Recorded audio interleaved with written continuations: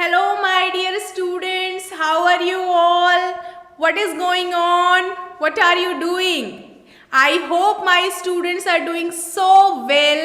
They are working a lot for their content. They are studying a lot, and this year is going to be the best year for their study because you deserve it. Fine. So students, guess what chapter we are going to learn today? Can you guess it? Okay, आपको खुद ब खुद समझ में आ जाएगा कि आज आप क्या पढ़ने वाले हो।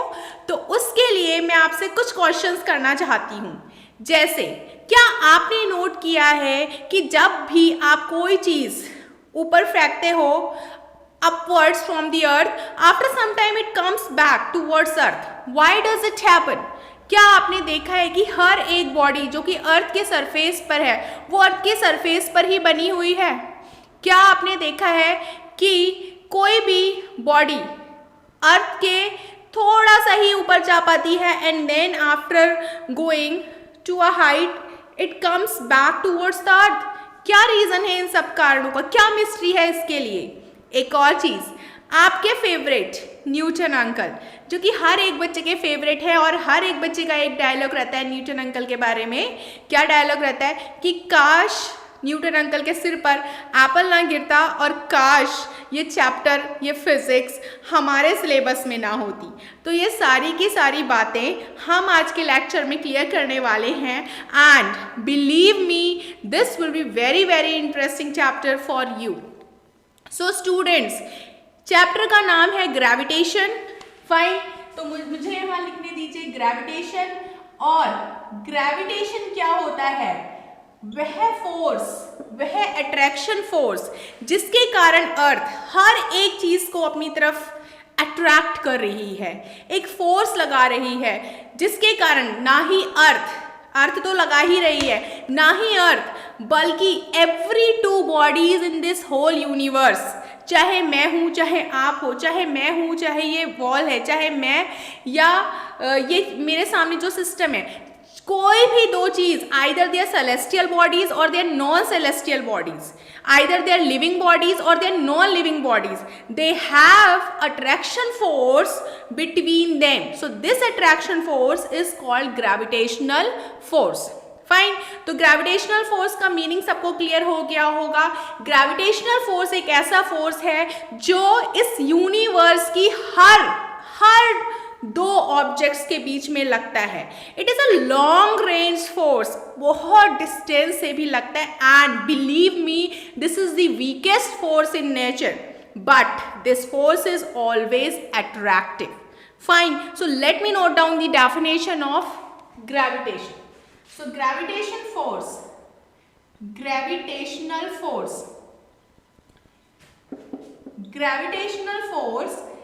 the attraction force exerted between any two bodies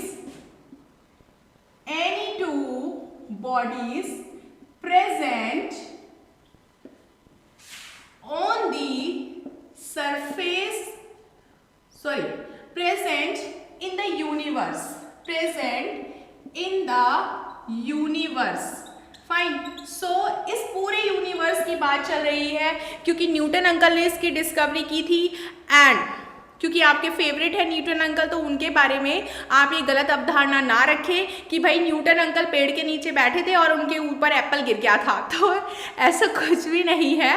Newton uncle, क्योंकि हमारे पास एक साइंटिफिक एटीट्यूड होता है। साइंटिफिक एटीट्यूड का मतलब होता है जब हमारे अंदर एक ऐसी टेंडेंसी होती है कि हम अपने चारों तरफ होने वाली चीज़ों को ऑब्जर्व करते हैं, उसको कहते हैं कीन ऑब्जर्वेशन। जब कीन ऑब्जर्वेशन करते हैं यानी कि चीज़ों को माइन्यूटली देखना शुरू करते हैं, तो ये एटीट्यूड ऑटोमेटिकली हमारे अंदर आ जाता है। तो न्यूटन सर के बारे में एक बात ये खास थी कि भाई एक बार वो अपने सामने जो है एक एप्पल ट्री से उन्होंने एप्पल को गिरते हुए देखा, तो उनके दिमाग में क्वेश्चन आया कि अरे ये एप्पल नीचे क्यों गिरा, अरे ये भी नीचे गिरा। अच्छा, जब मैंने एक बॉल फेंकी वो भी नीचे गिरी। तो उन्होंने ये सारी चीज़ों को नोट करना शुरू किया and finally he got on the point, okay एक ऐसा फोर्स है जो कि हर बॉडी पे लग रहा है और जिसके कारण हर एक बॉडी जो है अट्रैक्ट हो रही है अर्थ पर। फिर उन्होंने बाद में इस चीज़ की डिस्कवरी की कि नहीं, सिर्फ अर्थ पर ही वो फोर्स नहीं लग रहा है, हर एक टू बॉडीज में जो कि इस पूरे यूनिवर्स में प्रेजेंट है, हर टू बॉडीज के बीच में जो फोर्स लग रहा है जो कि अट्रैक्टिव फोर्स है, उन्होंने उस फोर्स को नाम दे दिया ग्रेविटेशनल फोर्स। फाइन, तो इसलिए मैंने यहाँ पर मेंशन किया है present in the universe, the attraction force exerted between any two bodies present in the universe। Fine, इसके बारे में मैंने आपको बताया ये लॉन्ग रेंज फोर्स है, this is long range force, this is weakest force in nature, ये बहुत ज्यादा स्ट्रॉन्ग फोर्स नहीं है, this is the weakest force in nature. Fine, इसके अलावा इट इज ऑलवेज अट्रैक्टिव, ये फोर्स हमेशा हमेशा क्या होता है, ये फोर्स हमेशा अट्रैक्टिव होता है नेचर में, हमेशा दो चीज़ों को आपस में अट्रैक्ट करने में हेल्प करता है। इस फोर्स के कारण कभी भी दो बॉडीज एक दूसरे को रिपेल नहीं करती। Fine, I hope your all doubts are clear about gravitational force बच्चों। एंड इसके बाद एक टर्म और सुना होगा आपने जो कि कहलाता है ग्रेविटी। ग्रेविटी और ग्रेविटेशनल फोर्स, ये बच्चों को कहीं कहीं पे डाउट हो जाता है, वो सोचते हैं अच्छा ये ग्रेविटेशनल फोर्स और ग्रेविटी दोनों एक ही चीज़ है, बट नहीं बच्चों, थोड़ा सा अंतर है, माइन्यूट सा अंतर है। एक्चुअली ग्रेविटी जो है ग्रेविटेशनल फोर्स का एक पार्ट है, आप बोल सकते हो। ग्रेविटेशनल फोर्स हर एक दो बॉडीज के बीच में लगता है, बट ग्रेविटी का मतलब है अगर कोई सेलेस्टियल बॉडी लाइक कोई प्लैनेट है, लाइक हमारा अर्थ है, अर्थ जिस फोर्स से किसी भी बॉडी को अपनी तरफ खींच रहा है, the attraction force exerted by the earth, okay, the attraction force exerted by the earth to any body, that is called gravity. Fine, तो ग्रेविटी एंड ग्रेविटेशनल फोर्स दोनों एक दूसरे से रिलेटेड है। फाइन, ग्रेविटेशनल फोर्स में आप gravity की बात भी करते हो, बट अगर आप ग्रेविटी की बात कर रहे हो तो आप जो है ग्रेविटी हर दो ऑब्जेक्ट के बीच में लग रही है ऐसा नहीं बोलोगे। ग्रेविटी कोई एक प्लैनेट लगा रहा है दूसरी ऑब्जेक्ट्स पर, तो वो कहलाती है gravity. Fine, so now I think so your concept is clear regarding it. Now बच्चों, न्यूटन अंकल जो थे वो हमेशा बहुत काम की बातें करते थे, वो बहुत काम की बातें करते थे और हमेशा बहुत अच्छी बातें करते थे। तो उन्होंने एक ऐसा लॉ दिया, क्योंकि वो बहुत दूर की सोचते थे, तो उन्होंने एक ऐसा लॉ दिया जिसको बोलते हैं universal law of gravitation. Fine, उन्होंने बहुत दूर का सोचा, उन्होंने एक ऐसा लॉ दिया जो कि कहलाता है न्यूटन्स लॉ ऑफ ग्रेविटेशन, और ये लॉ पूरे यूनिवर्स में बहुत सटीक माना जाता है, मतलब बहुत कारगर था उनका लॉ, जो कि आज भी बहुत ही ज़्यादा सक्सेसफुल है। फाइन, तो चलो देख लेते हैं क्या है वो लॉ। तो हम यहाँ पर टॉपिक लिखेंगे universal law of gravitation. Okay, थोड़ा सा आजकल जो है ना पानी सूखता नहीं है, तो इसकी वजह से मार्कर जो है वो अच्छे से वर्क नहीं कर रहा। तो Newton's law of gravitation, Newton's law of gravitation, ये ग्रेविटेशन लिखा है मैंने। न्यूटन्स लॉ ऑफ ग्रेविटेशन जो है, जिसको हम यूनिवर्सल लॉ ऑफ ग्रेविटेशन भी कहते हैं, बच्चों आप अपनी कॉपी में नोट कर लेना, इसको यूनिवर्सल लॉ ऑफ ग्रेविटेशन कहते हैं। और Newton's law of gravitation exert करता है किसी भी दो बॉडीज के बीच में, किसी भी दो बॉडीज के बीच में। इससे कोई मतलब नहीं है कि बॉडी कितनी बड़ी है कितनी छोटी है, लिविंग है नॉन लिविंग है, फिर से मैं यही बोल रही हूँ, बट हाँ ये दो चीज़ों पर डिपेंड करता है, एक तो दोनों बॉडीज के मास पर, दूसरा दोनों बॉडीज के बीच की डिस्टेंस पर। फाइन, तो ग्रेविटेशनल फोर्स किस पर डिपेंड करता है, फिर से बताओ किस पर डिपेंड करता है? ये डिपेंड करता है दो बॉडीज के बीच के डिस्टेंस पर और उन दो बॉडीज के मास पर।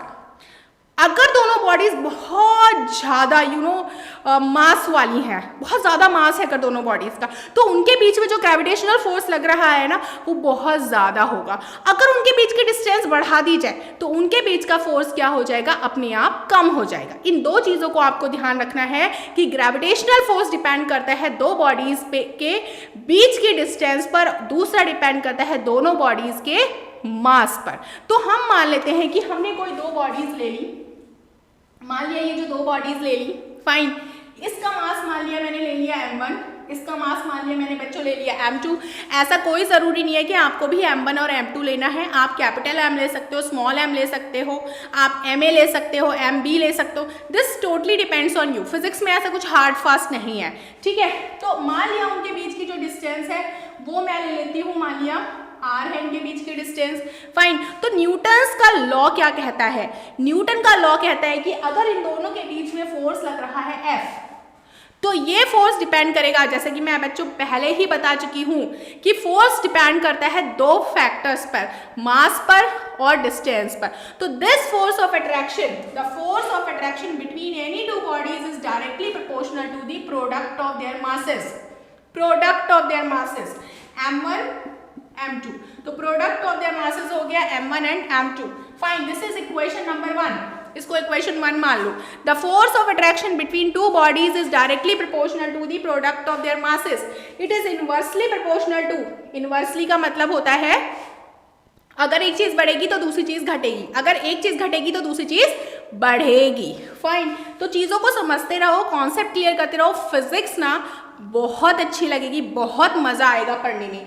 तो मान लिया उनके बीच की डिस्टेंस अगर r है तो 1/r², फाइन। इसको मैं इक्वेशन 2 मान ले लूँ। देखो बच्चों, जैसा कि मैंने बोला था वैसे ही इक्वेशंस बनाई हैं। F is directly proportional to m1 m2, मतलब मास बढ़ेगा, मास का प्रोडक्ट्स बढ़ेगा तो उनके बीच का फोर्स बढ़ेगा। It is inversely proportional to the square of distance between them, अगर इनके बीच की डिस्टेंस बढ़ेगी तो फोर्स क्या होगा, घटेगा।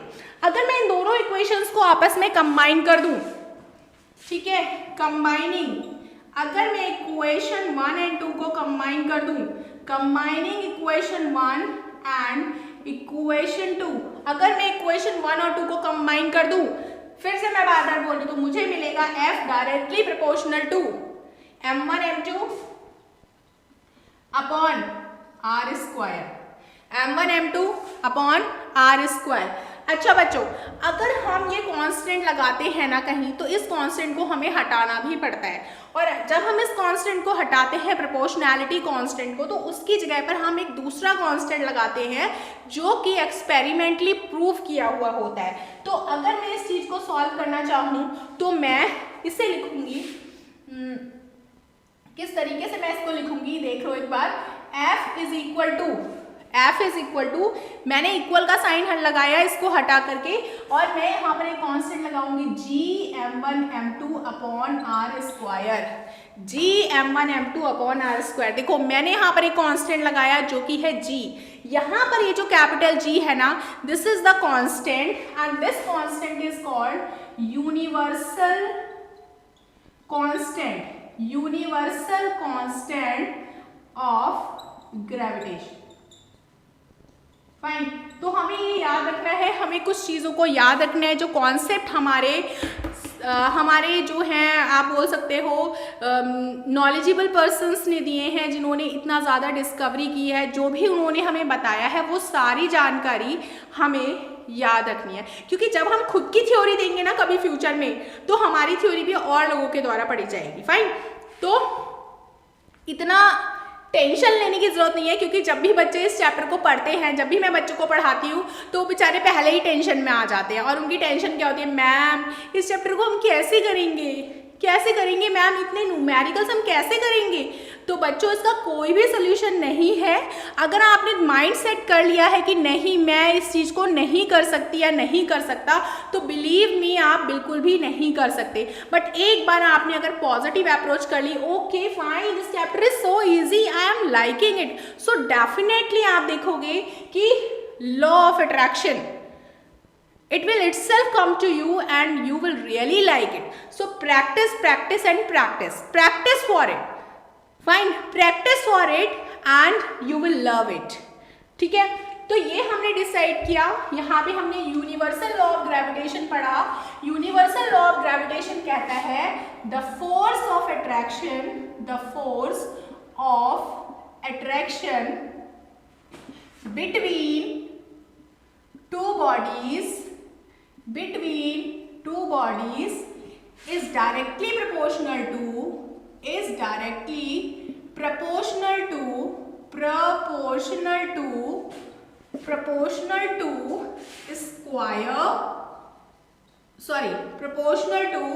product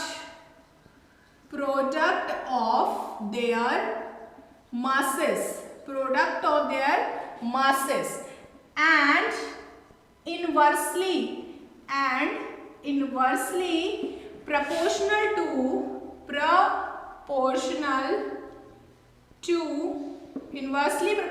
to square of distance between them। Fine. तो इस तरीके से आप जो है न्यूटन्स लॉ ऑफ ग्रेविटेशन को डिफाइन कर सकते हो बच्चों। बहुत ज़्यादा सिंपल लॉ है, बहुत ज़्यादा फेवरेट लॉ है सारे स्टूडेंट्स का, सारे टॉपर्स का। बहुत ही ये चीज़ ऐसी है जो बदलने वाली नहीं है और हर जगह ही यूज़ होने वाली है। तो मैं साइड में हो जाती हूँ, फटाफट से इसका स्क्रीनशॉट ले लो। फाइन, तो आपने इसका स्क्रीनशॉट ले लिया होगा, ठीक है। तो अब हम आगे बढ़ते हैं थोड़ा सा। क्योंकि हमने यहाँ पर एक ना कांस्टेंट दिया है कैपिटल जी, और फॉर्मूला याद कर लो फटाफट से। What is the formula? Formula क्या है? F equal to G m1 m2 upon r square. Ma'am आप तो ऐसा पढ़ा रही हो ना, मतलब आप एक चीज़ को बार बार ही बोल रही हो। अरे बच्चों क्या करूँ, ये मेरी आदत है, पढ़ा के मेरी आदत ही ऐसी हो गई है कि मैं चीज़ों को बार बार रिपीट करती रहती हूँ। सुनने से तो कुछ याद हो ही जाता है ना। चलो, तो हमें पता चल गया है F equal to G m1 m2 upon R square. F equal to G m1 m2 upon R square. अगर मैं यहाँ से कैपिटल जी की वैल्यू निकालूँ तो देखो क्या निकलेगी। मुझे इसको यहाँ मल्टीप्लाई कर देना है, तो और ये जो है ना ये इसके डिवीजन में आ जाएंगे, तो जी की वैल्यू हो जाएगी F R square upon m1 m2। Fine. अगर बच्चों यहाँ पर मैंने मान लिया कि m1 जो है और m2 जो है उसका मास है 1 किलोग्राम और इनके बीच की डिस्टेंस क्या है 1 मीटर, तो सोचो क्या होगा। अगर मैं m1 m2 के प्लेस पे 1 किलो रख दूं और r के प्लेस पे मैं 1 रख दूं तो g इक्वल टू क्या हो जाएगा? f। तो g इक्वल टू आ जाएगा f। तो g इक्वल टू आ जाएगा f। यानी कि अगर मेरे सर मुझसे पूछते हैं कि बेटा दीपाली चलो सुनाओ जरा what is Newton's what is the gravitational constant, उसकी डेफिनेशन सुनाओ, तो मैं क्या बोलूँगी? मैं बोलूँगी सर ग्रेविटेशनल कांस्टेंट, ठीक है, the constant of gravitation between two bodies, ठीक है, between two bodies of masses 1 kilogram each. The constant of gravitation between two bodies of mass 1 kilogram each and whose distance is 1 meter is equal to the force between them। ठीक है, मतलब देखो G जो है वो force के बराबर है, मतलब constant of gravitation is equal to the force. ठीक है, फोर्स के बराबर है। कब है बराबर? जब उन दोनों बॉडीज का मास क्या है 1 किलो और उनके बीच के डिस्टेंस क्या है 1 मीटर। तो आप क्या बोल सकते हो? The universal constant of gravitation is equal to the force. The universal constant of gravitation is equal to the force between the two bodies whose mass is 1 kilogram each, 1 kilogram each, and the distance between the body is 1 meter। Condition भी बतानी है, ऐसा नहीं कि बस हाँ gravitational constant of acceleration is equal to the force, ऐसा नहीं होगा। कब होगा gravitational constant is equal to force? जब दोनों बॉडीज का मास 1 किलो है और उनके बीच की डिस्टेंस क्या है 1 मीटर। चलो अब हम निकालते हैं यूनिट। अब यूनिट क्या होती है? जी की यूनिट के लिए मुझे एक फॉर्मूला मिल गया है F R square upon m1 m2। तो एफ क्या होता है? न्यूटन, आर की मीटर स्क्वायर अपॉन m1 क्या होता है? किलोग्राम, m2 क्या होता है? किलोग्राम। तो यूनिट क्या मिल गई? न्यूटन मीटर स्क्वायर पर kilogram square. So capital G की जो यूनिट होती है बच्चों, what is that? Newton metre square पर kilogram square, newton metre square पर kilogram square, newton metre square पर किलोग्राम स्क्वायर। लर्न करो, लर्न करो। और कैपिटल जी की वैल्यू जो कि एक्सपेरिमेंटली पता चली है वो कितनी है? 6.67 into 10 to the power minus 11। 6.67 into 10 to the power minus 11 newton metre square पर किलोग्राम स्क्वायर। एंड ये जो वैल्यू होती है ये पूरे यूनिवर्स में सेम रहती है। ये वैल्यू पूरे यूनिवर्स में कहीं पर भी चेंज नहीं होती है। क्लास 9 याद रखो, कैपिटल जी की वैल्यू कहीं भी चेंज नहीं होती है। कैपिटल जी यूनिवर्सल कांस्टेंट है, तो पूरे यूनिवर्स में इसकी वैल्यू क्या रहती है? सेम रहती है। फाइन, चलो आप लोग नोट करते रहो। अगर नोट करोगे तो बहुत बहुत बहुत अच्छे से सीखोगे, और मुझे ध्यान से सुनोगे ना तब भी अच्छे से सीखोगे। ठीक है? अच्छा, अब हम क्या करते हैं ना, कुछ न्यूमेरिकल्स करते हैं, एक दो न्यूमेरिकल्स करते हैं। चलो, calculate the force exerted by the earth on a body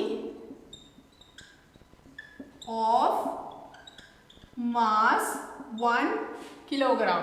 एक बॉडी है जिसका मास 1 किलोग्राम है, ठीक है, which is kept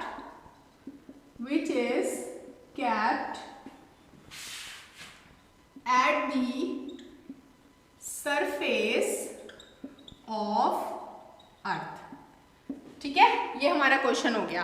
अब देखो, फिजिक्स में जब भी क्वेश्चन आए, कैसा भी क्वेश्चन आए, डरना नहीं है। डर जाओगे तो हार जाओगे, हारना नहीं है, डर के सामना करना है। और सामना कैसे करोगे? क्वेश्चन को पढ़ो, बार बार पढ़ो, बार बार पढ़ो, बार बार पढ़ोगे तो मीनिंग समझ में आएगा। क्या लिखा है? Calculate the force exerted by the earth. Earth कितना फोर्स एक्सर्ट कर रही है? कोई बॉडी है जिसका मास क्या है? 1 किलो है। यानी कि क्वेश्चन से पता चलता है कि दो बॉडीज है, एक तो अर्थ है और एक दूसरी बॉडी है जिसका मास 1 किलोग्राम है। और वो जो बॉडी है वो कहाँ पर रखी है? वो रखी हुई है सरफेस ऑफ अर्थ पे। ठीक है, तो देखो हमने मान लिया, सबसे पहले डायग्राम बनाएंगे। हमने माना ये अर्थ है और अर्थ पर एक बॉडी यहाँ पर रखी है, उन्नी सी बॉडी रखी है, छोटी सी बॉडी रखी है, ये बॉडी रखी है। अब देखो, हमेशा जब भी डिस्टेंस लेनी है तो हमें सेंटर से लेनी है। ये चीज़ बताना मैं भूल गई थी, हमेशा जो भी डिस्टेंस लेनी है वो सेंटर से लेनी है। तो मान लिया ये जो बॉडी है ये इसके सरफेस पर रखी है, तो सरफेस पर रखी है, जाहिर सी बात है ये रेडियस होगी। ठीक है, तो रेडियस होती है अर्थ की 6400 किलोमीटर, याद रखना है। अच्छा, अर्थ का मास होता है 6 into 10 to the power 24 kilogram, और जो बॉडी है मान लिया ये M2 है, इसका मास कितना हो गया? 1 किलो। ठीक है, तो बच्चों याद रखेंगे M1 जो हो गया वो है 6 into 10 to the power 24 kilogram. M2 जो है बच्चों वो क्या है? 1 किलोग्राम।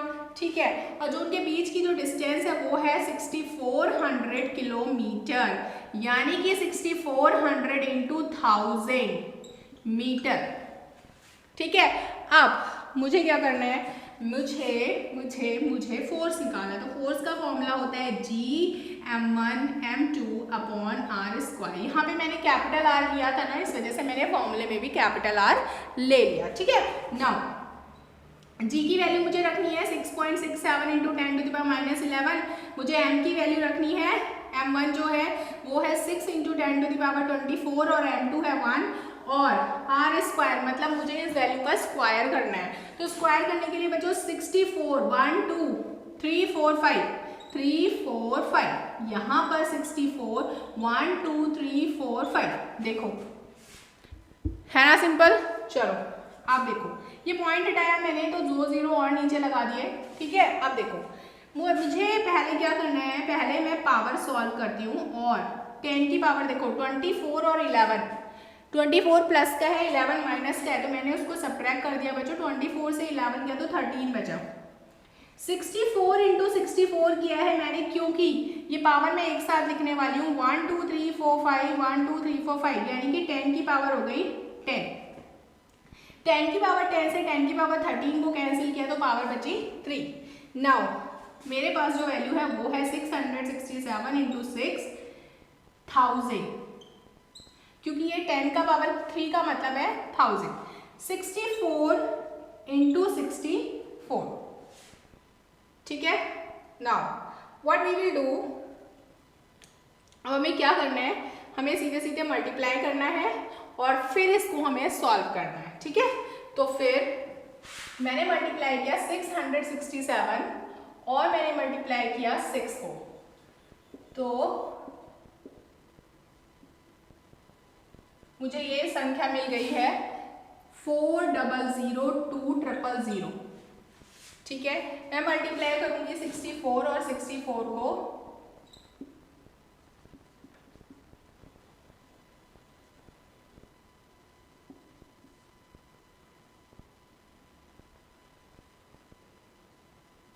तो मुझे मिल रहा है 4096, ठीक है। तो नीचे आ गया 4096। नाउ कहीं कोई गलती तो नहीं हो रही है, फिर से हम लोग एक बार चेक कर लेते हैं। जो अर्थ का मास है वो है 6 इंटू 10⁻24 किलोग्राम, जो बॉडी का मास है वो है 1 किलोग्राम और 6400 किलोमीटर जो कि क्या है, रेडियस है। 6400 को मैंने 1000 से मल्टीप्लाई किया मीटर में चेंज करने के लिए, तो 6400 इंटू 1000 हो गया, ठीक है। नाउ मैंने जी की वैल्यू पुट की 6.67 इंटू 10⁻11। मैंने यहाँ पर m1 की वैल्यू पुट की 6 इंटू 10⁻4 24 एंड देन m2 की वैल्यू पुट की मैंने 1। नाउ r स्क्वायर का मतलब है 6400 एंड 1000 इंटू 6400 इंटू 1000। यहाँ पे 6.67 का मतलब है, मैंने 2 जीरो नीचे बढ़ा दिए, 667 into 6। Now 10 to the power minus 11 and 24, जब मैंने 24 से 11 माइनस किया तो बचा 30। नेक्स्ट मैंने नीचे क्या किया 64 एंड इंटू 64, फाइन 1 2 3 4 5 6 7 8 9 10 11 12। ओ बच्चों गलती हो गई। सो यहाँ पे लिखना है मुझे 12। जब मैं यहाँ पर 12 लिखूंगी बच्चों तो सिर्फ एक जीरो बचेगा, ऊपर सिर्फ एक जीरो बचेगा, यानी कि मुझे ये मिलेगा 40020, ठीक है। मुझे लग ही रहा था, ओके 40020। अगर मैं इसको डिवाइड करूं 4096 से तो सोचो कितनी बार जाएगा, ये मुझे कैलकुलेशन करना होगा। तो देखो 4096 का अगर मैं 9 टाइम्स मल्टीप्लाई करूं तो मुझे मिल रहा है 36864। टेंशन नहीं लेनी है, घबराना नहीं है, बार बार चेक करना है। 10 में से 4 गया 6, 11 में से 6 गया 5, 9 में से 8 गया 1, 9 में से 6 गया 3, ठीक है। मैंने एक जीरो और लगा दिया, अब मुझे एक जीरो और लगाया तो मुझे पॉइंट लगाना पड़ेगा। पॉइंट लगाया तो फिर मैं इसका टेबल पढ़ दूंगी 4096 का, और मैंने 4096 का टेबल पढ़ दिया 7 टाइम्स।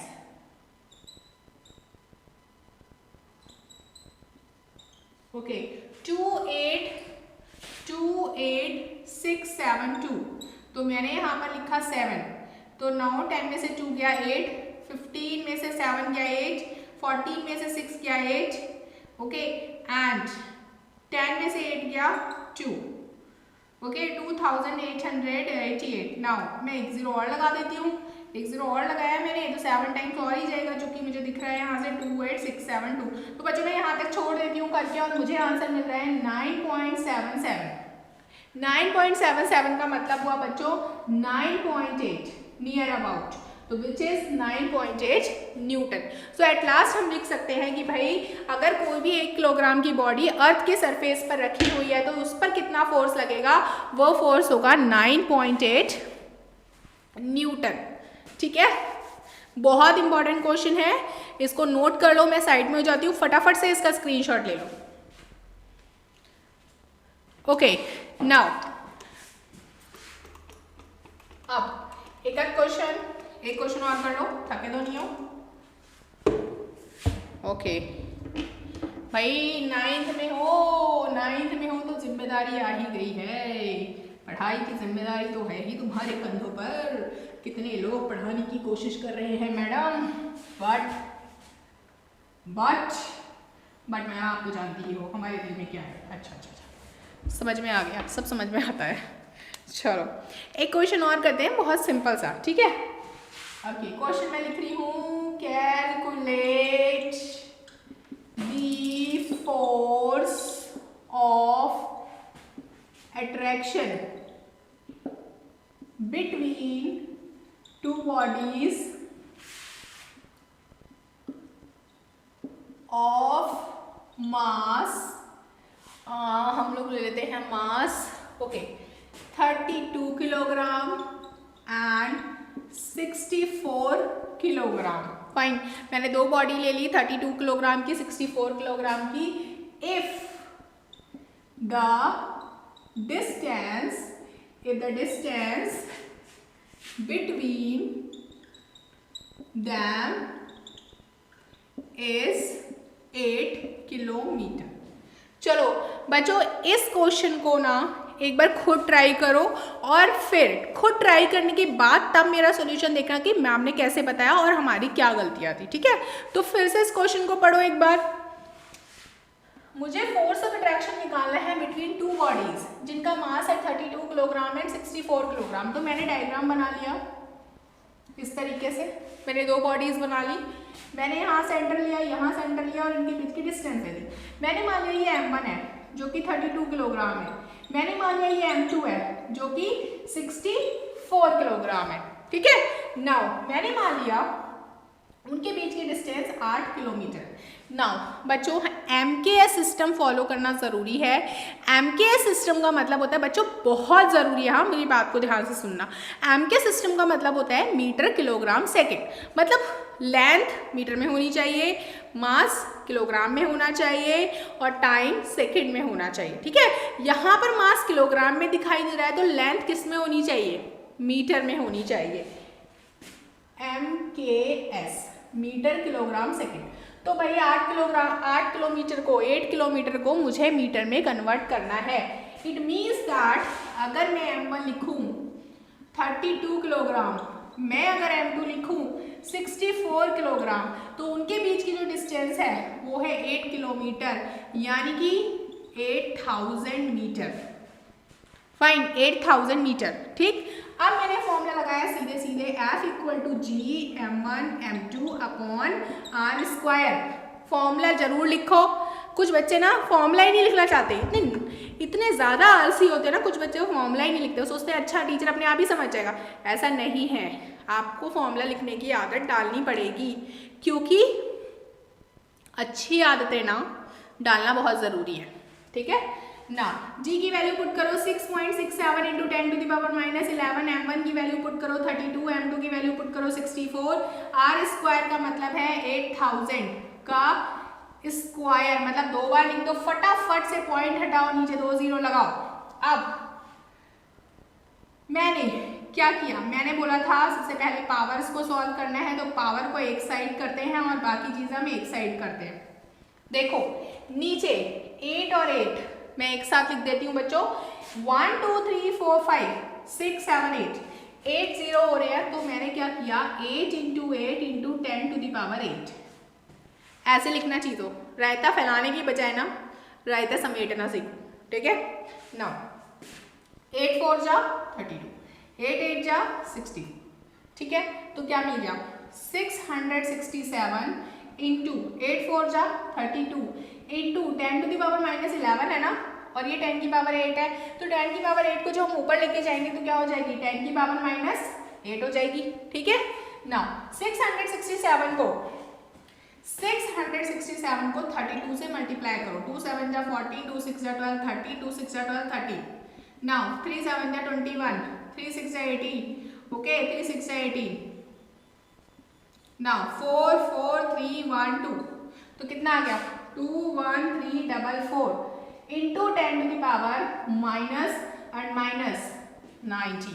फाइन, एक चीज़ और ध्यान रखेंगे, भाई साइंस पढ़ी है तो स्टैंडर्ड फॉर्म में तो लिखना ज़रूरी है। स्टैंडर्ड फॉर्म में कैसे लिखते हैं, 2 के बाद पॉइंट, मतलब एक डिजिट के बाद पॉइंट लगाना है, 1344, यानी कि मैंने 1 2 3 4 स्टेप पहले मैं डेसिमल को लेकर के आई हूँ, तो मुझे क्या करना पड़ेगा, इसमें 4 प्लस करना है, तो 4 प्लस करना है मतलब -15 करना होगा, ठीक है। तो आंसर आ गया है इतना न्यूटन। कितना छोटा सा फोर्स है, ठीक है। तो बच्चों ग्रेविटेशनल फोर्स जो होता है वो वीक रेंज फोर्स होता है। हम किन्हीं दो बॉडीज के बीच में ग्रेविटेशनल फोर्स की वैल्यू कैलकुलेट कर सकते हैं अगर हम उनके बीच का मास और उनके बीच की डिस्टेंस पता हो तो। अब एक सस्पेंस ऐसा है कि भाई मैम आप बोल रही हो अट्रैक्शन फोर्स लगता है हर एक दो बॉडीज के बीच में, तो दो बॉडीज आपस में टकराती क्यों नहीं है, ठीक है। उसका एक कारण है। उसका कारण क्या है बच्चों, कि मैं अगर एक बॉडी हूँ, मेरे सामने रखी अगर दूसरी बॉडी है, तो भाई मेरे आसपास भी तो और सारी बॉडीज है ना। भाई मेरे पास अगर मेरी मम्मी बैठी है, मेरे पापा बैठे हैं, मेरी सिस्टर बैठी है, ठीक है ना, तो भाई मेरे और मम्मी के बीच में, मेरे और पापा के बीच में, मेरे और सिस्टर के बीच में भी तो अट्रैक्शन फोर्स लग रहा है। मतलब एक बॉडी पे सिर्फ एक ही डायरेक्शन में अट्रैक्शन फोर्स थोड़े ना लगता है, सारी डायरेक्शन से फोर्स लगता है। कहीं पे ज़्यादा लगता है, कहीं पे कम लगता है, तो जिधर ज़्यादा अट्रैक्शन फोर्स लगता है उधर बॉडी चले आती है। अब एक चीज़ और है, हम लोग अर्थ की तरफ क्यों चलते हैं, अर्थ हमारी तरफ क्यों नहीं आती है। इतने इंटेलिजेंट तो तुम हो ही, इतना तो समझ ही गए होगे ना कि अर्थ बहुत बड़ी बॉडी है, अर्थ का मास बहुत ज़्यादा है। इतना ज़्यादा मास होने के कारण सारी छोटी छोटी बॉडीज़ जो इतनी सी बॉडीज़ हैं उसकी तरफ क्या हो जाती हैं, अट्रैक्ट हो जाती हैं। चलो ठीक है, आज के लिए इतना ही बहुत है। आज आप इतना पढ़ो, बार बार पढ़ो, इसको रिवाइज करो और भूलो मत कि आपको मेरा चैनल लाइक भी करना है, सब्सक्राइब भी करना है और कमेंट भी करना है और बेल आइकन को प्रेस भी करना है। Thank you so much. हम लोग अब अगली बार मिलेंगे। Thank you, take care a lot, thanks.